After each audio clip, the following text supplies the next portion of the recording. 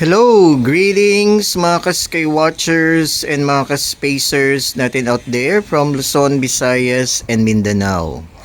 And sa lahat po natin mga ka-sky watchers and mga ka-spacers na nakatutok po ngayon sa ating vlog worldwide and netwide, magandang araw po sa inyong lahat. This is your Ka-Sky Watcher and Ka-Spacer, Sir Jun Cahigal, and welcome to another of our astronomy vlog. So for today, we will be observing the sun. Ngayon po ay June 17, 2026. It's a Wednesday afternoon. Siguro mga past 3:30 na po ng hapon.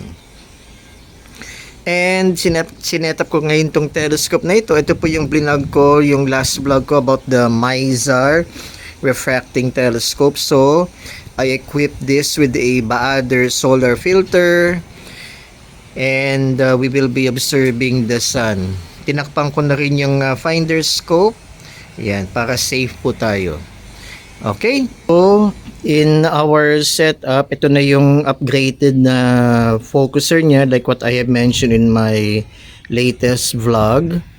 Then, kinabitan ko na rin siya ng XYZ cellphone adapter, Celestron XYZ cellphone adapter for itong camera natin. Okay, so let us now observe the sun. Here we go.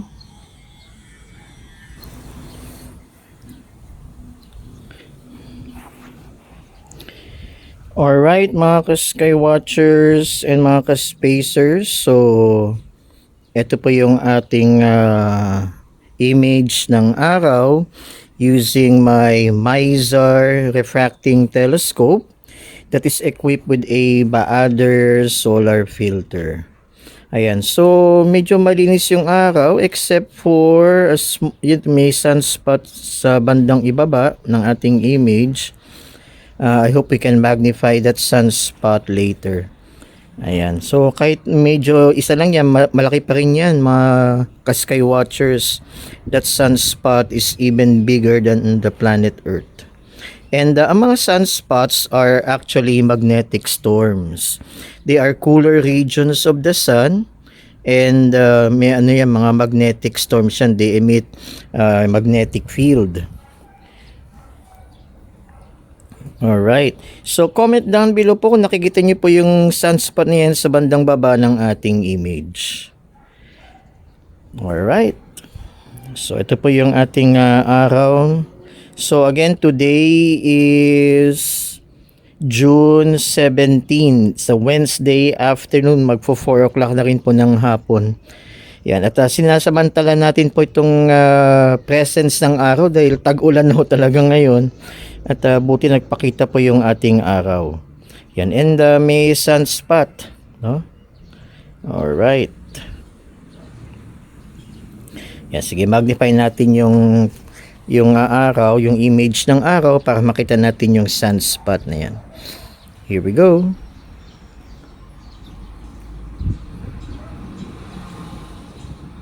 Ayun. Yan, so nakikita niyo yan mga ka-sky watchers, yan yung sunspot na yan, oh. Uy, may duma na ibon. Ayan, fantastic mga ka-sky watchers. So yan po yung ating araw with that sunspot. Ayan, so tingnan natin kung meron pa.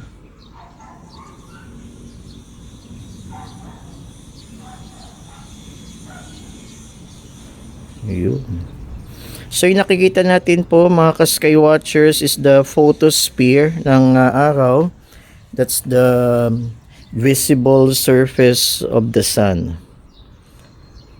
Yan, ito po yung sunspot na yan, malaki pa rin yan. That sunspot is even bigger than our Earth.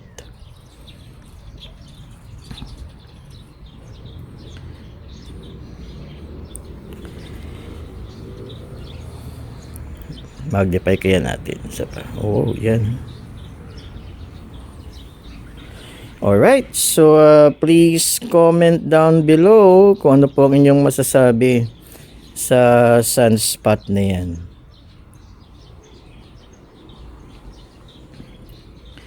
Okay, mga ka-sky watchers. Ay, ang init.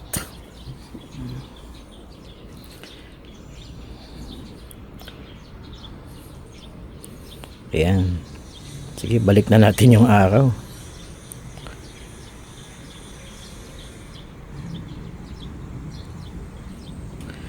Alright. So, ayan po yung ating solar imaging ngayon. Again, today is June 17, Wednesday afternoon, magpo 4 o'clock na rin. So, comment down below po kung ano po inyong masasabi sa ating solar viewing ngayon. Okay, this is your Skywatcher and Kaspacer, Sir Jun Kahigal, and don't forget to follow us on our Facebook and TikTok, the Skywatcher Society of Las Piñas.